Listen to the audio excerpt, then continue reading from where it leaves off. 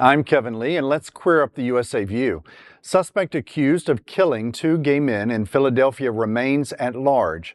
Philadelphia police are searching for 21-year-old Jahylin Melchur, accused of fatally shooting 2 gay men and wounding a third in separate incidents. Investigators believe the killings were motivated by the victim's sexual orientation. Authorities say Melchur is wanted in connection with the June 20th killing of 45-year-old Martin Higgins and the June 26th killing of 29-year-old Sharef Holman. Police also say Melchur is wanted in the May 29th shooting of a 55-year-old man who survived. According to investigators, Higgins was killed at a baseball field, while Holman was found several blocks away and later died at a hospital. Police believe the suspect used the city's public transportation around the time of the attacks and have released surveillance images of the suspect wearing a red and black hoodie and another showing a gray hoodie beneath a black jacket. Philadelphia Deputy Police Commissioner Frank Vanore issued a statement saying, quote, "We know this individual seems to be preying on people in that area.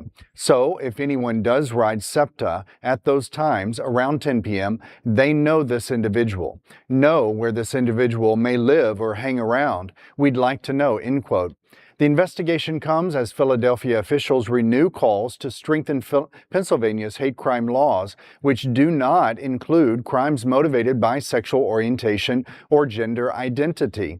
Wow, what a really heartbreaking story. And it even has this fragrance of the Matthew Shepard case where, Matthew Shepard was targeted and everything was very calculated, and it was because of sexual orientation. And so here we are again where these men were in a very calculated way, they were targeted and murdered or attempted murder. And it just blows my mind. You know, when I looked up, I thought, when I looked up this news piece, I noticed that there were 4 states in the United States that have no hate crime laws on the books, which really surprised me in this day and age. And that's Arkansas, South Carolina, Wyoming, and Indiana. That blows my mind. I go to some of these states, and yet there's no hate crime laws. Yeah. And what do you guys think about it? I don't go to any of those states, right?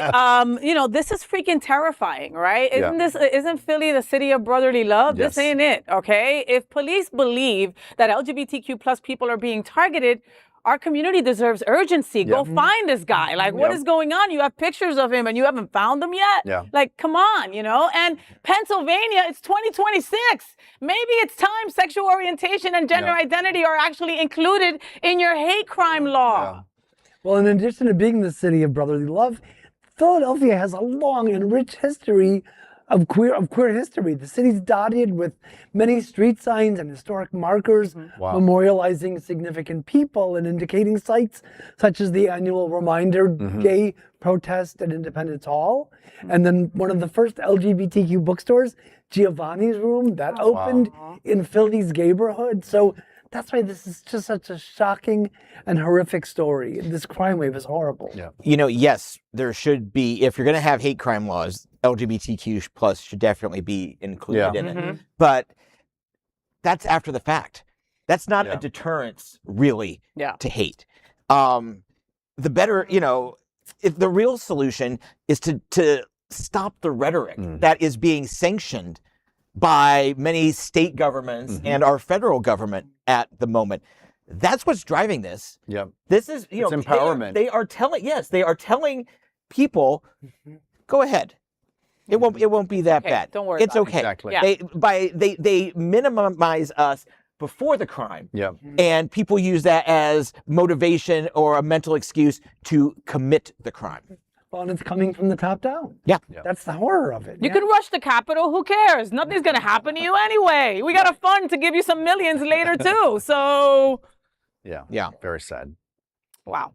Well, there is no other queer nonprofit media platform like this in the entire world. Support our LGBTQ stories by sharing them and subscribing to Queer News Tonight.